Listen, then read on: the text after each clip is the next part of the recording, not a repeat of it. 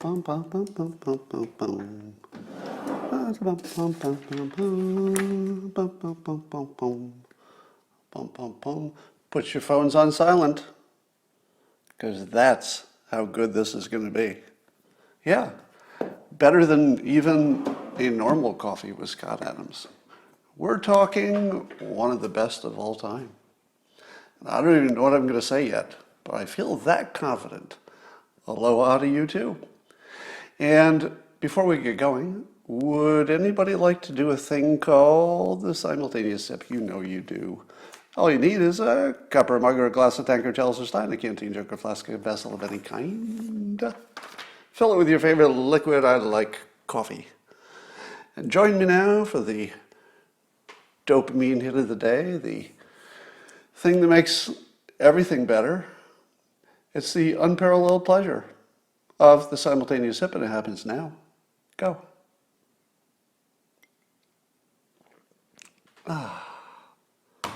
Well, according to Jack Posobiec, this podcast is better when you play it at 1.5 times speed, which is both insulting and totally true.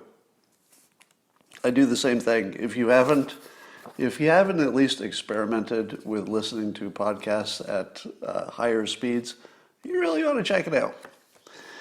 So I don't know if Periscope has that option, but I put it on YouTube later, and it's also on podcasts later, so you can listen to it that way. Or you can listen to it on the locals.com subscription site. All right, so let's talk about some stuff. I like looking at the interesting ideas that entrepreneurs come up with for dealing with the coronavirus situation. And the Alamo Draft House, which is a series of, I guess, movie theaters, they might be in Texas. And they came up with an idea of letting people rent out the whole theater and just take people in there that are your own friends. So you basically, for $150 for the theater, another $150 for popcorn and food or whatever, you and your friends can just have the whole theater for a movie. Not bad. I don't know if it's the best idea in the world. You know, my town has outdoor movie theaters now. They're doing drive-ins and such. But I like the creativity of it. It was a good idea.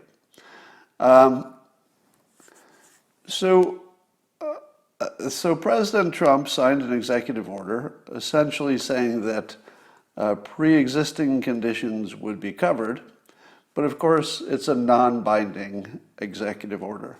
Now let me ask you this.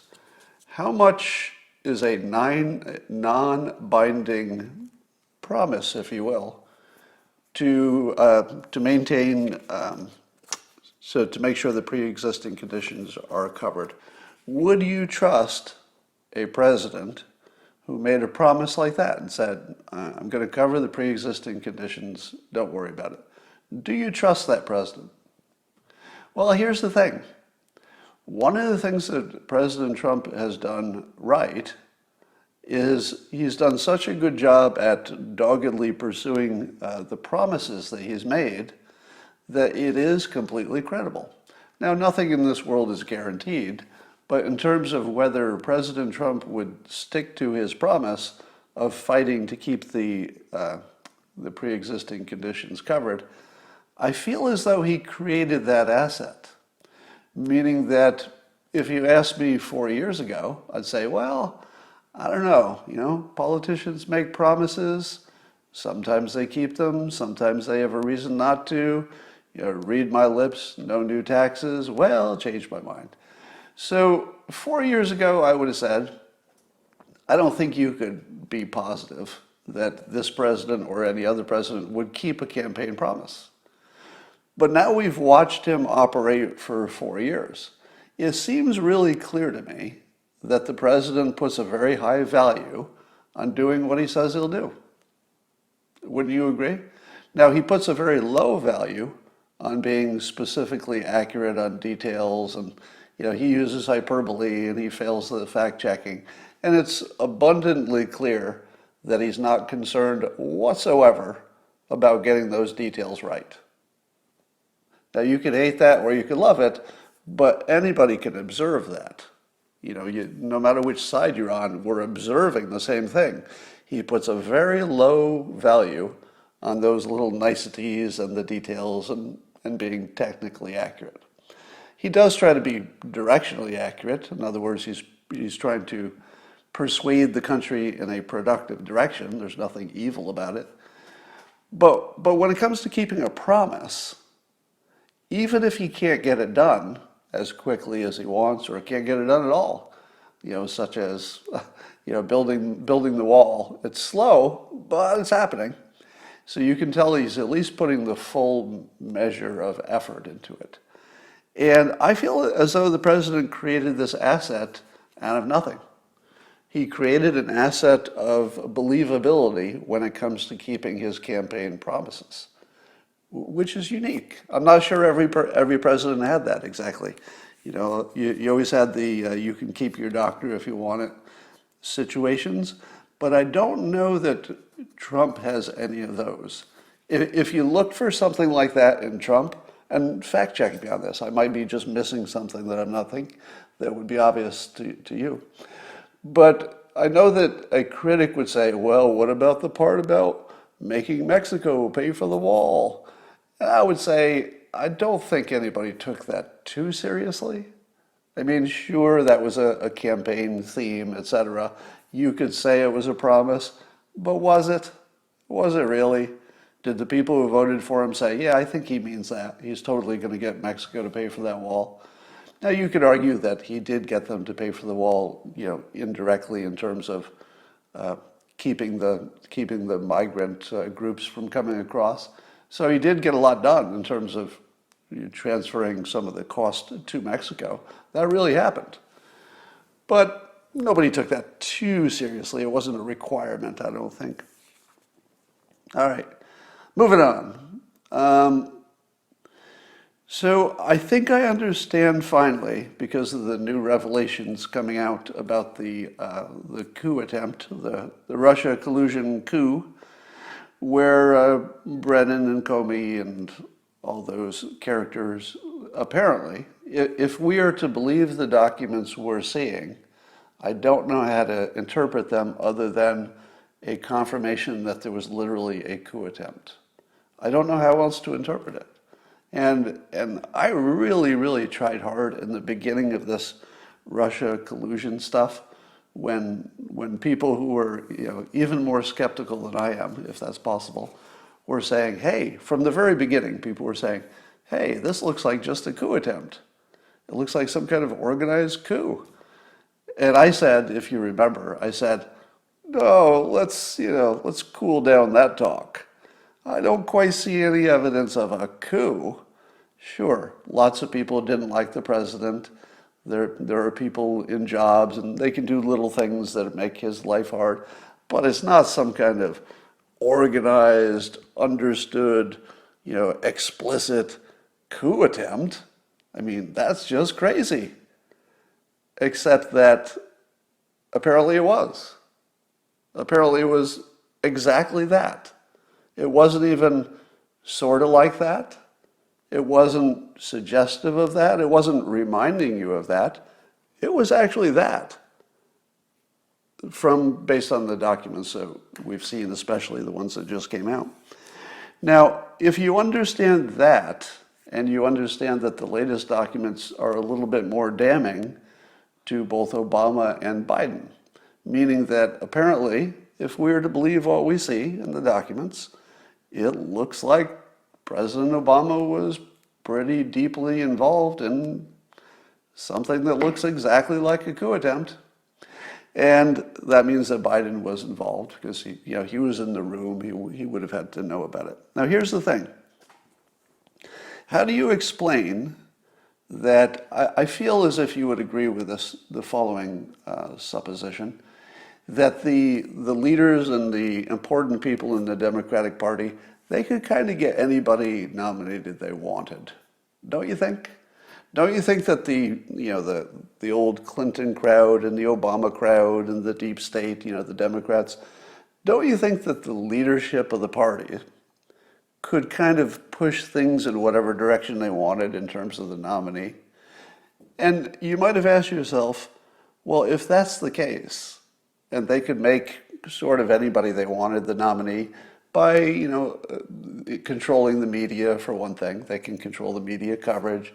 They can control the funding, probably. They can control which advisors work for whom, etc. So if you take my assumption that the people in charge do have the ability to create the nominee they want, essentially manipulating the voters into voting for who they want, why would they choose Biden? Because by any measure, he's the least capable candidate who has ever run for president. I don't think you could find somebody who is less capable than Biden. It's certainly not missing their gaze that they're running an incompetent. That's pretty obvious at this point. So why would they do it? And the answer is to protect themselves. Biden is the only person who was in the race for the nomination. He's the only one who had the following quality. He was just as guilty as the other people in the party. He's part of, presumably, this is the speculation, right? My speculation. I think they needed him because he's both controllable and he has the same risk profile as they do. So you could count on him to make all the investigations go away because he had the same risk. I don't think there was anybody else in that category, was there? Anybody else who would be as good a stooge as Biden to keep them out of jail? So now, when I say stuff like this, you should be saying to yourself, well, that's just about the biggest story. There's never been a bigger story than this. Watergate was a peanut compared to this. What was as big as this? That Monica Lewinsky? No. Tiny little problem. There's nothing that I can think of in modern, at least my lifetime.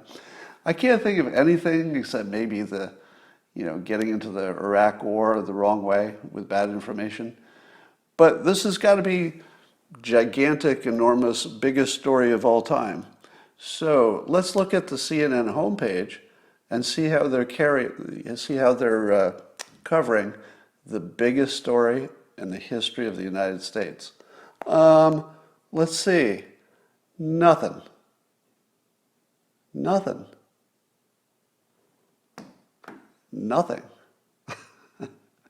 Now, have you ever seen them just not cover a story? Usually they'll at least put a line in there or say, well, something happened, but we're not going to talk about it. Or, well, these crazy conservatives, they're making some claims, but they're all wrong, so don't pay attention to them. But have you ever seen them just go dark on the biggest story in the history of the United States? Just not covering it. What's that tell you? It tells you they're complicit. What else would it mean? Why else would they not cover the biggest story in, again, the history of the United States? There's no bigger story than this. Wars maybe are bigger stories, but this is pretty big. And if you wondered, hey, is CNN and the mainstream media, are they sort of complicit with whatever this coup thing was? And I would say at this point, it's obvious. There's some claims that you have to be careful about making because you get into legal problems if you make a claim that can't be backed up. So I'll just put it in the form of an opinion. Based on what I've seen, a reasonable person would conclude there was an actual coup attempt. Brennan was probably the leader, if not one of them or the leader, and that CNN, at least, probably other media, were 100% complicit. What else could you interpret this as? Now, I don't know what other entities are covering or not covering it, but keep an eye on that. So here are some of the things that are coming out in this new drops. And if I understand this right, this stuff's all too complicated for me, so I may be missing some details, but I believe it's true. I believe it's true that the only reason we're learning about these new things is because the Flynn case wasn't dismissed. Is that true? That we wouldn't have known this stuff, except that they made the mistake of keeping the Flynn thing alive even after the prosecutor wanted to drop it? I mean, what they're doing to Flynn should just be another crime. I mean, it's just a crime, the way they're treating that guy. And I don't know. So it looks to me like that's the only reason we would know this stuff, which is shocking in itself. So here are some of the things we found out. That one of the primary sources for the Steele dossier was suspected to be a Russian agent at the time. At the time they put the dossier together and they were deciding what to do with it, even then they knew that the person who was the source was a suspected Russian spy. Now, you'd think that they would mention that to, let's say, the courts or to anybody who needed to know. Hey, just a heads up, we've got this information, but an important part of it comes from somebody we suspect is a Russian spy. You leave that out, and you're not playing on Team America. Wouldn't you agree? If you intentionally leave out that little fact, you're not really on Team America. I don't know what team you're on, but it's not this country. Apparently there's an agent who worked on the case, William Barnett, who believed at the time, and I guess presumably still does, that the whole thing was driven by a get Trump attitude, which he actually had said at the time. He didn't see the basis for the case. It just looked like it was political to him. Now, don't make too much out of that, because unfortunately any work group, if you could actually talk to them, privately and individually, any work group for any company, any organization, anywhere, you're going to find some people in the group who say, I don't know why we're even doing this. It's all a big mistake. Are we doing this for all the wrong reasons? So there's always that guy. So if you're ranking what importance to put on these revelations, the fact that there was somebody on the team who thinks the whole thing was BS and shouldn't have been done, you want to believe that that's really meaningful, and maybe it is. I'm not ruling it out. I'm just saying that's one you got to watch, because you'll always get that guy. There's always a disgruntled employee. Look at all the whistleblowers who have stories about Trump. You always have that guy. So just keep in mind that that's on the lower end of credibility, but might be true. At least it fits all the rest of the story. All right, what else did we learn there? We learned that Brennan falsified the intelligence about Russia. What? Now, if Brennan he was head of CIA at the time, right? So he put together this small team of 5 people, and the head of the team was somebody who was his personal friend, somebody he had control over. They come up with a set of conclusions about Russia, and then Brennan tried to sell it to the country as 17 intel agencies agreed, when in fact it was a group of 5, just 5 people, all in the CIA, and really one of them wrote it. So really one person, and that one person was handpicked by Brennan, so really just Brennan. So Brennan sold that his own analysis, which was not in agreement with other people in his own group, people in his group said, hey, you should include this part where we think there's a good chance that Putin actually prefers Hillary Clinton. And the reason we think he might prefer Hillary Clinton is that she's predictable and she had already offered a reset. So he knows what he's getting, but he doesn't know what he's getting with Trump at the time. So Brennan chose to leave out the part where his own people said, we think Putin might actually prefer Hillary Clinton. Is that a big deal? Yeah, it's the biggest story in the history of the United States. That's not a war. It's the biggest story in the United States, in my opinion. The head of the CIA literally falsifying Russian intel, according to what we've been told, for the purpose of overthrowing the United States government, the illegally elected government. Now, weirdly, there might be no penalty for this, because how do you prosecute somebody for having a different opinion? Because that's just what he could claim. He could say, yeah, I saw the intel about Putin preferring Hillary Clinton, but in my opinion, it was not worthy of including. That's sort of the whole defense. You really don't need much of a defense beyond, yeah, maybe I was wrong, but that was my opinion, and it was my job to have an opinion. I think it's not exactly illegal to try to overthrow the government and fail. So people operating at that level know how to stay, outside the bounds of illegality, while at the same time overthrowing the government or attempting to. Now, since the penalty for that is probably zero, because there'll always be reasonable doubt, what would you think the penalty should be if it were true and if it could be proven? Hypothetically, what would be the appropriate penalty for a John Brennan if, hypothetically, it was found that he had actually tried to overthrow the government, and he did it by falsifying intelligence, essentially leaving out intelligence, which falsified it? I think the death penalty, right? Should you not be subject to the death penalty for that crime? Because I can't think of a bigger crime. How could you do something worse? Seems like a death penalty crime to me, but I'll bet there will be no penalty whatsoever. So I guess I just don't know what to do about the fact that it looks like what's going to happen is that conservative media will make a big deal about it. But have you noticed that if conservative media is the only one that talks about something, it never becomes real to the rest of the world, right?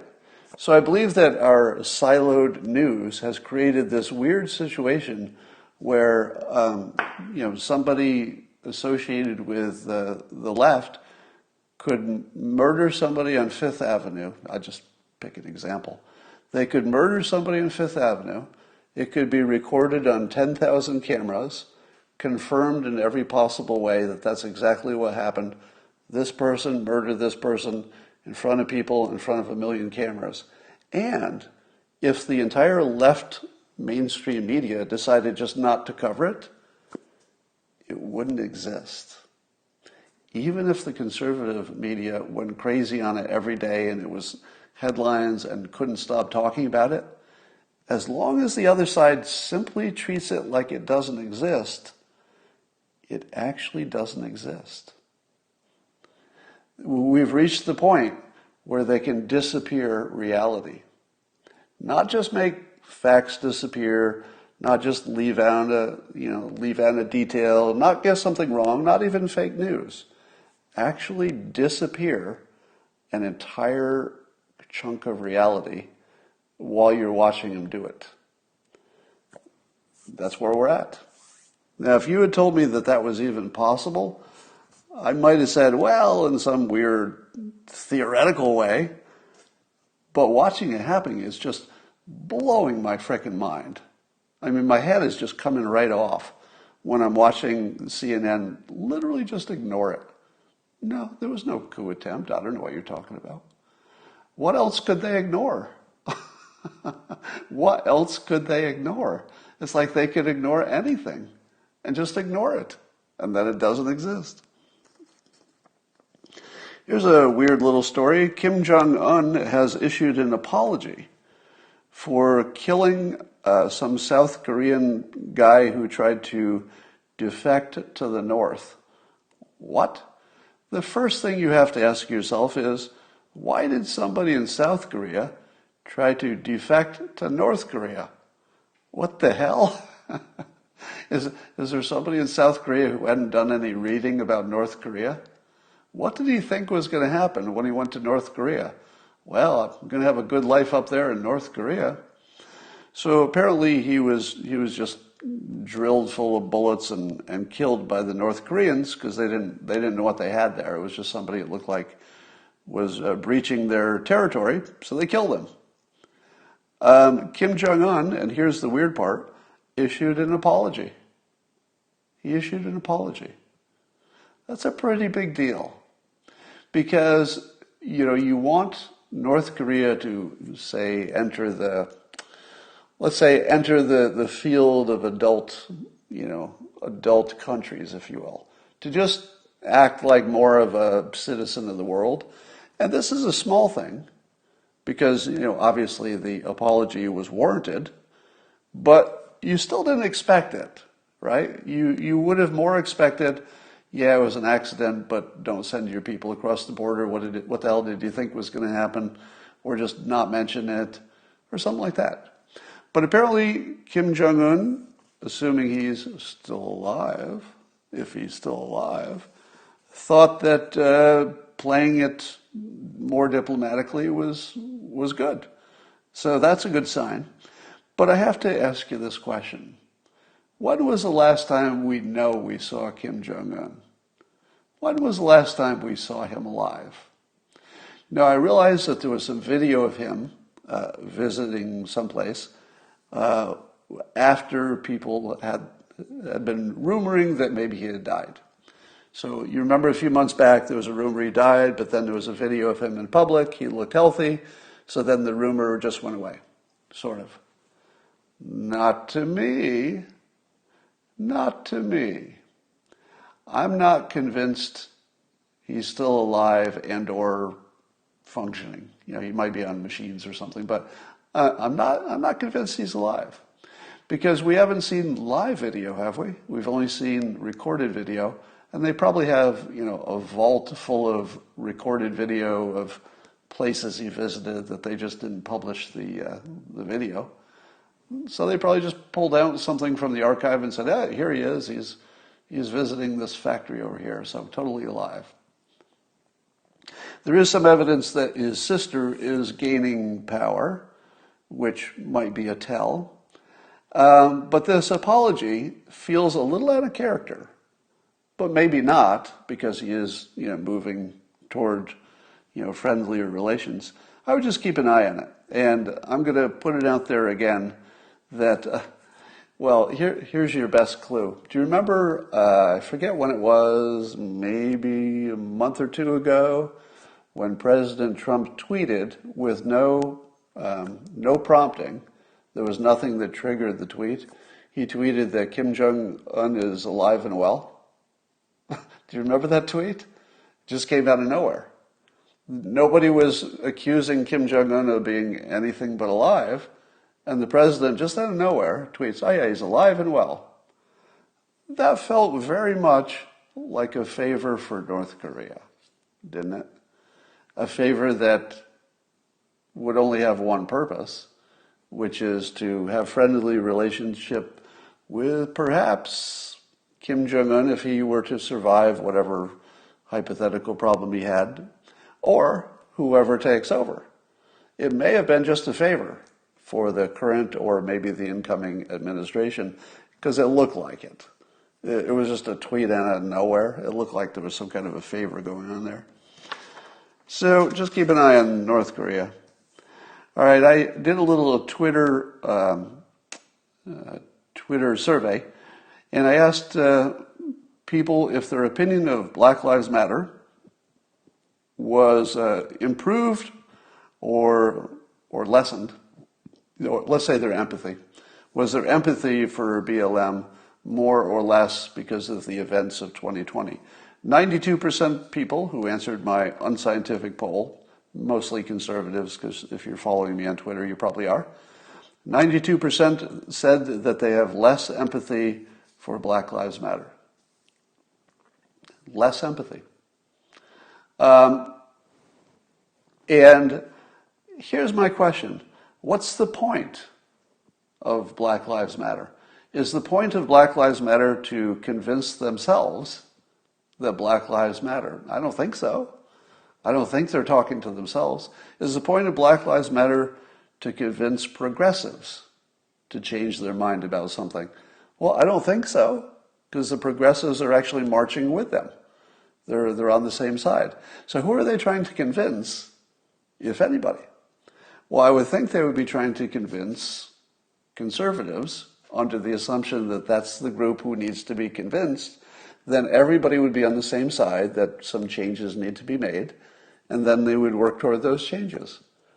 But if 92% of the mostly conservatives who answered my unscientific poll said that they feel worse, they have less empathy for Black Lives Matter, isn't that exactly the opposite direction?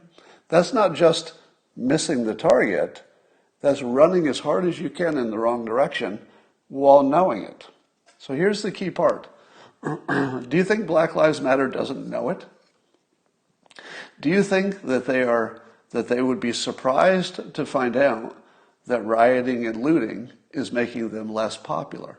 Now, for anybody who's new here, make an assumption that I'm not a frickin' idiot, okay? So when you hear me say something like Black Lives Matter, rioting and looting, your brain should translate that into yes, most people are just protesting peacefully. I get it. Most people, by the numbers, in terms of percentage of people, by far are protesting peacefully. But they also are creating a container which they know will contain the bad people. So if you're part of an intentional process to create a safety container for looters and rioters, I throw you in the same, you're in the same bag. The first few times you do it, maybe you just need to get something out of your system. But if you do it every day, and the rioters and the looters are in your container every day, well, it's a bad container, and you're part of it. So who is Black Lives Matter trying to persuade if it's so obvious that they're doing the opposite of persuading? Well, what if it's just the obvious? What would be the most obvious interpretation of what you see? If you saw Black Lives Matter say, we need these following changes, these are the changes we need, and then we were talking about them, and we were meeting about them, maybe there was some legislation about them, then I would say, okay, this is a solution-oriented movement. This is a group of people who know what the problem is. They've got a pretty good idea where the solutions lie, or where they could lie, or at least where it's worth trying. It's worth trying something. And they're going to work on it. They're going to put up a trial. They're going to try to get some funding, try to get everybody on the same page, really make this world a better place. Where's that? Is defund the police anything like a plan? No. That's not even really trying to be a plan, because you would need way more than that. So, what would be the most reasonable interpretation of a group that it has apparently no interest in solutions? They sometimes talk about things got to be better, but without some detail about a solution, any kind of a leader who's putting together a task force, any kind of a document that everybody's rallying around. Without any of that, what is this? I can only give it one interpretation. It's revenge. It's just pure revenge. And when I say revenge, I include envy. I had been a skeptic of the idea that the income inequality would drive society apart. Because I would say to myself, if everybody's doing better, why would they want to change that situation by killing the people who are doing extra good, knowing that it would make the whole system fall apart? And I think the only conclusion that I can come to from all of this is that it's hard to have a difficult life while you're watching other people have a good life. And you kind of hate them. I think back to my early days when I grew up, And I guess my family would have been considered maybe lower middle class, something like that. I think we would have called ourselves lower middle class. And every day I would wake up and there was a big window in the front of the living room, and looking out my window was a ski slope. And the ski slope is where all the wealthy people came to ski. So every day I would look at that ski slope and I would say, every one of those people coming down there, this is an exaggeration, but it felt like this. Those people skiing over there, they all have a better life than I do. How did we talk about those rich people? Did we talk about them in glowing terms? But because, man, we sure do love those rich people who are over there having a great time while we're trying to get by. No, we did not. No, we did not. We spoke of them in somewhat dismissive terms, like there was something a little bit wrong with them for being rich and happy and successful. Now, we weren't terrible about it. I mean, we weren't, we didn't think they should be hung or anything. But we had a little bit of an attitude that just sort of comes with the fact that somebody is doing much better than you. To me, it looks like Black Lives Matter, the movement, including the white folks who are, the allies, if you will, the Antifa. It feels to me like these are people who are hating people who are doing better. And that it's not a movement of equality per se.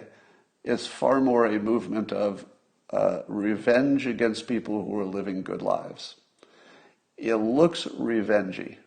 Now, I'm seeing in the comments somebody saying that they're bullies. Well, I'm not sure bullying is quite exactly the right vibe, although that's the output of it. So the result of it certainly looks like bullying. But in terms of the internal intentions, which are always difficult to discern because you can't read minds, but without solutions, it is obvious that it's not a solution-based movement. I think that part we can conclude. And remember, it was blowing my mind when I was watching Van Jones talking about the Breonna Taylor situation. And when you watch somebody who's clearly smart, he's got all the knowledge in the world about the situation, there's no gaps in his understanding whatsoever, and then I watch him realize that the story wasn't what it had been reported earlier. In other words, it wasn't police killing somebody because they were black, rather it was just an accident. Tragic, stupid, terrible accident, shouldn't have happened. You can say lots of bad stuff about it. It's all true. But it was an accident. Now, what should have been the reasonable response to someone who had, let's say, legitimate feelings about, police brutality, but they had been triggered by, at least lately triggered by this event, and then find out that event was not what they thought it was? What would they do if they were a legitimate movement who wanted solutions? Well, I think they would have said, okay, we were wrong about that one, but there's still plenty to talk about, and sorry we missed that one. You can see why we missed it. They made errors when they killed her. Maybe we made some errors when we interpreted it, but let's not get hung up on that. We got lots of other stuff to talk about that's bad. Let's talk about that. Let's just let that one go. But that didn't happen. Instead, they doubled down. They doubled down on the thing that we can all see the same information, and it just wasn't relevant to the complaint.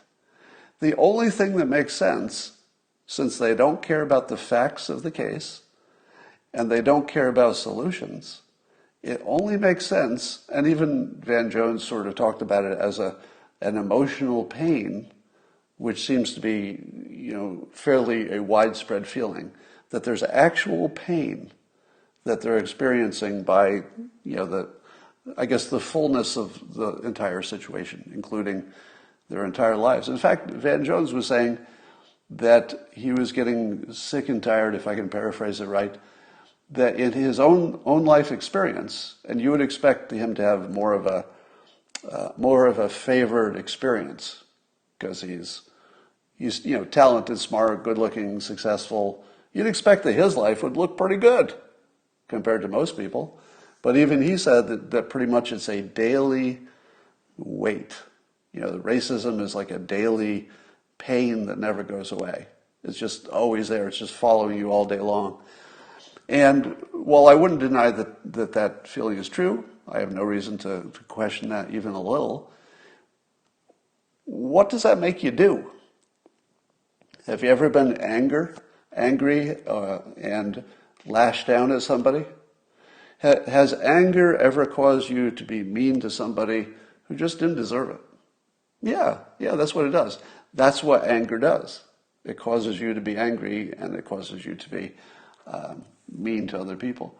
So I feel like we need to stop pretending that this is about solutions, and we need to stop pretending it's about making the world a better place, because it so clearly is not. And if any of these people ever wanted to do any of those things, talk about solutions, talk about how to make it a better place, I feel like there would be plenty of people to help them. Remember when the George Floyd thing first happened, and I and lots of other people made this observation, this was the one time when the whole country was on the same side. What should have happened, if people wanted solutions, then the black community should have said some version of this. Do you see what we mean now? The white community, having seen the George Floyd video, would have said, as I did, and many people said, oh, I get it now. I wasn't quite seeing what you were saying, but now we've watched this video and I totally get it now. Now, it turns out fentanyl was part of the story, so even that was fake news. But at the time, all white people were on their side. All white people. I mean, it was just universal. You saw that video and you said, oh, whoa, whoa, whoa, whoa, whoa. Whatever we thought before, this is different. Like this just puts you on the same page. Like, okay, I get it now. We got to figure out how to make this never happen again. But that didn't happen. Instead of being on the same side, we were treated like the enemy when white people were saying, I really want help. Like, this is real. I seriously, legitimately want to help. No, you're the enemy? How am I the enemy if I want to help? Legitimately and seriously. So I'm going to completely disregard BLM and Antifa as any kind of a positive movement in society. We have to treat them like they're a revenge movement. And then what do you do? What do you do if you finally correctly diagnose the problem? And the problem is that revenge is what they're trying to accomplish. Well, they're going to have to get revenge. The one way that this could be, I won't say solved, but you could take some of the energy out of it. Black people are going to have to get revenge. And if it's not presented, as some kind of a package, hey, this will hurt us, so how about we do this because it'll hurt us? We'll take some pain if you'll stop protesting. I don't know how you could package that up. I don't know any practical way to do that. So my guess is that the way this goes is that there will be a bunch of white people, probably police, who just get killed, just get slaughtered. And that the number of white people who are killed, and you saw this happen in Louisville, right? 2 police officers were shot in what looked like just a targeted sniper attack. I don't see any other way this goes. I think it goes to some amount of slaughter of police officers, probably of various colors, and white people. I think death is probably the only way to get the emotion out of it, so that even the black public who support BLM by and large, you have to get to the point where even they say, whoa, that's not exactly what I signed up for. I wanted less systemic racism. I wanted less, danger from the police. I wasn't signing up for killing white people. That's too far. I'm out. Probably has to get there. Otherwise, it can't ever be resolved. But if we think it has anything to do with solutions or legislation, I think we can rule that out now. It feels like that could be completely ruled out. All right, I said in a tweet yesterday that I'm no political campaign expert, but isn't it suspicious that Biden doesn't know his campaign schedule a day in advance? Because it seems to me that if you're going to put a lid on your entire day, you would know that yesterday, wouldn't you? Are they so unorganized they don't know what Biden should be doing today? They have to wake up and it's like 9 in the morning and they're like, all right, well, I guess there wasn't anything public on the schedule, so we'll put a lid on it. It feels way more like they have to see how he's doing, doesn't it? It feels more like they wake up in the morning and they say, all right, has anybody checked on Joe yet? And they talk to, here I'm just imagining this, but they talk to Jill and they say, how's he doing? Is he okay this morning? And then Jill says one of two things. I think he's doing okay. Let's go ahead with the schedule. Or she says, I don't know, he's a little slow this morning. We better put a lid on it. I feel like that's what's happening. If there's another explanation for why the lid would be put on at the last minute instead of knowingly in advance, I'd like to hear it. Are you also wondering why there are no insider leaks in the Biden campaign? Isn't that a little suspicious? Don't you think that there are conversations in the Biden campaign about things that would be embarrassing if they came out? There are probably conversations about how they deal with the progressive wing, that if anybody heard about those conversations, that would be news. There certainly are conversations about Biden's, let's say, his mental acuity and even his general health. You know those conversations are happening because you can see with your own eyes that he has days that he's better than other days. So obviously they're talking about it behind the closed doors. But nobody, except for 4chan, so acknowledging that there are insider leaks allegedly on 4chan, what I'm talking about is why they're completely missing in the New York Times. Where is the Washington Post story about the insider in the Biden campaign who says, this is what they're talking about in the campaign? It's kind of missing, right? Am I being crazy here? Or is it obviously missing? Because there are tons of insiders who are willing to, narc on Trump for any number of real or imagined things. But there's nobody on the Biden campaign is willing to do a little whisper to a journalist. I'm not buying it. What I believe is that insiders probably have talked to the press. And I believe that the press is just not running the stories. That's my belief. I don't know if it's true, but I don't know why else there would be no insider stories in the major press, that is. What would happen under the condition that the election is not deemed credible? Now, I know that there's a constitutional series of steps. Let's say it goes to the Supreme Court, but the country is still not happy with whatever they come up with. I know there's the part where Nancy Pelosi could become president if things aren't sorted out by certain dates. So I know the Constitution has some steps. But suppose, because it's 2020, in 2020 nothing's clean, but suppose that despite all the well-described steps for solving this stuff, the country is just not convinced we had a real election. What if 40% of the country, 30%, pick a number, at the end of it say, I don't trust the result. I just don't trust the result. What would happen? Well, let me put this thought into the public mind. If it's a tie, the tie goes to the incumbent because it has to. Now, not if it's a second term, not if it's the end of a second term, right? If if a president served 2 terms, that's a different situation. But in the situation where you've got a president who has served 1 term, is running for re-election, if we don't have a clean result, you have to default to the incumbent. Now, yes, I would say the same thing if the incumbent were a Democrat. All right? Same situation, just reverse the party, and I will still be consistent.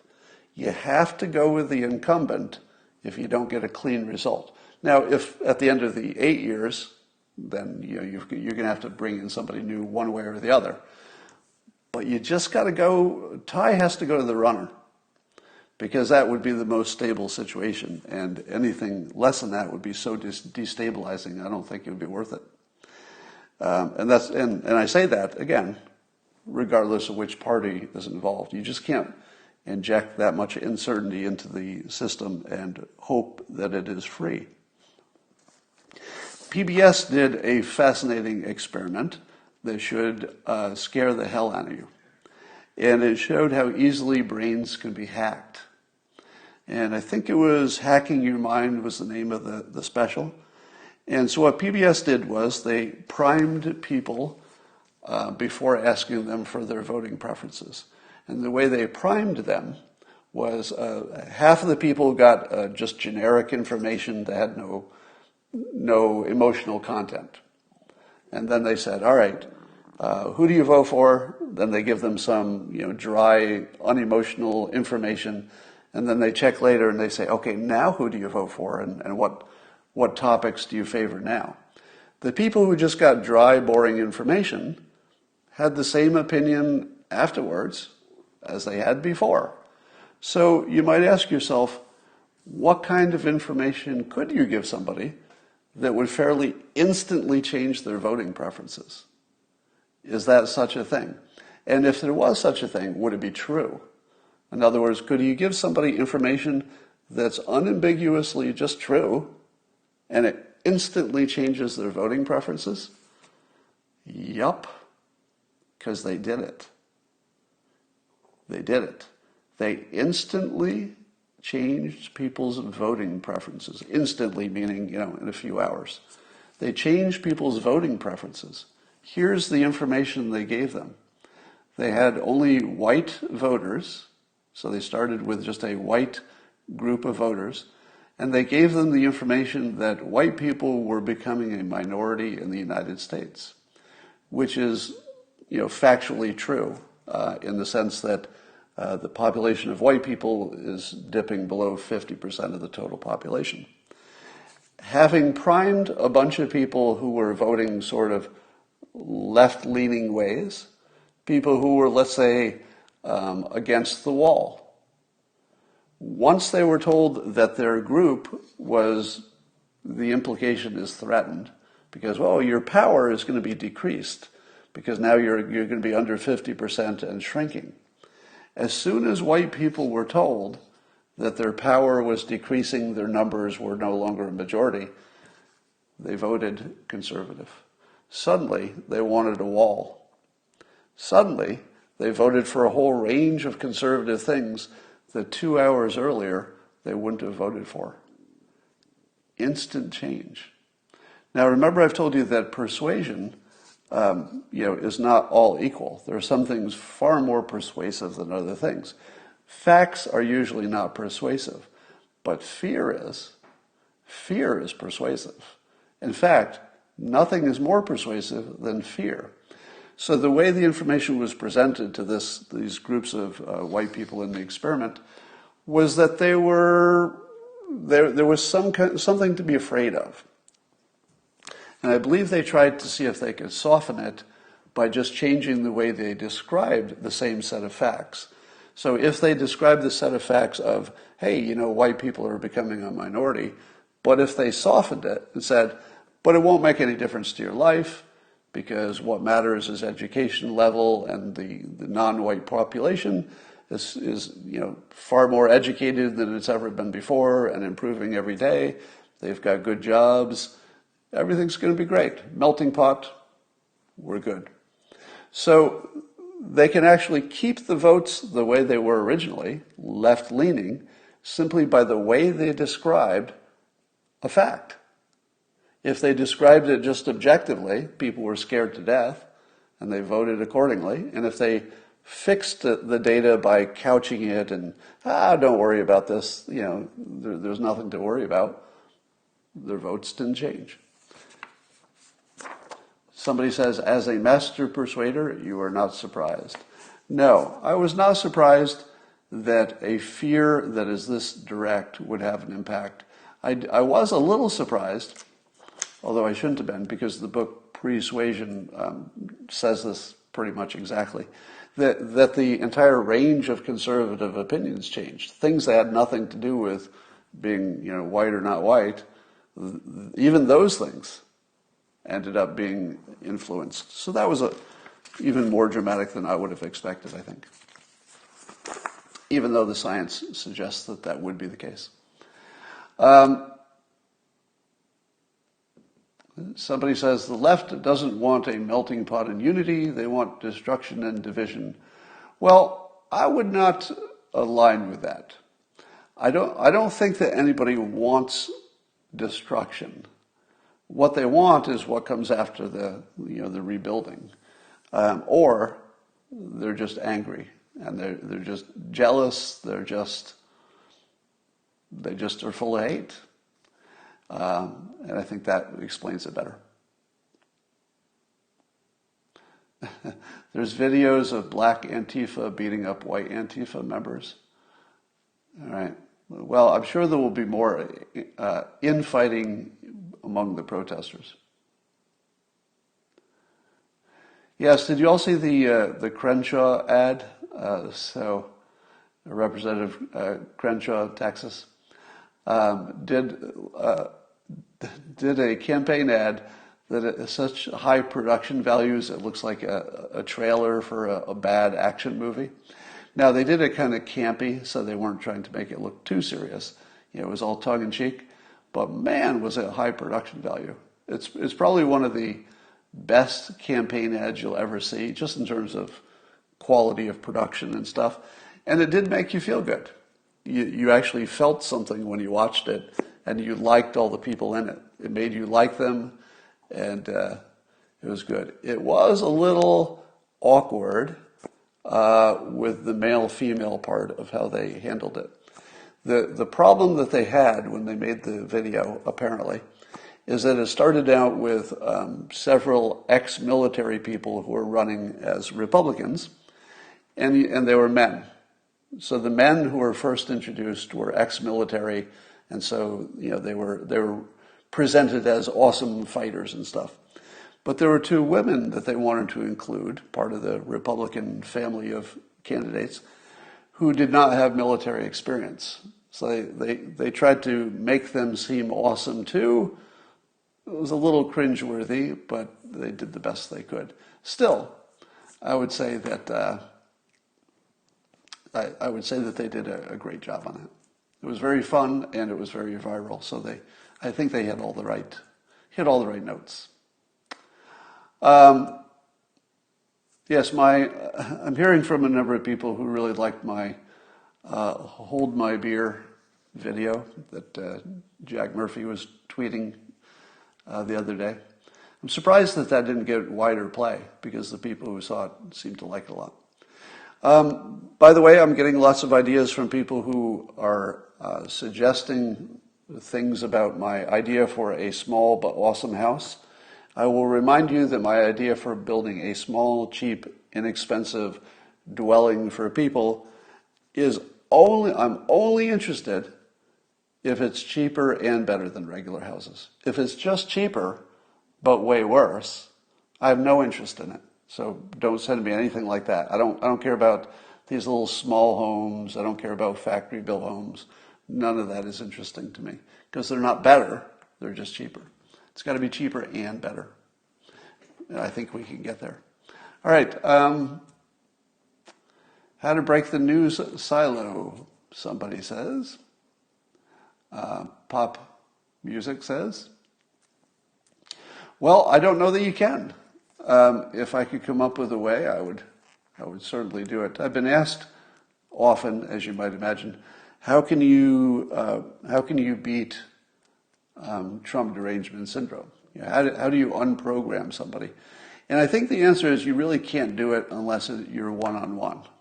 If you give me somebody one-on-one, I could work on them, and maybe I could convert one person if I spend all afternoon.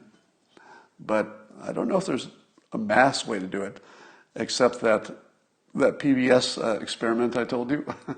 The PBS experiment would change your vote, but I don't know if it would cure your TDS. Somebody says, Dwell magazine has some great designs for small structures. No, they don't.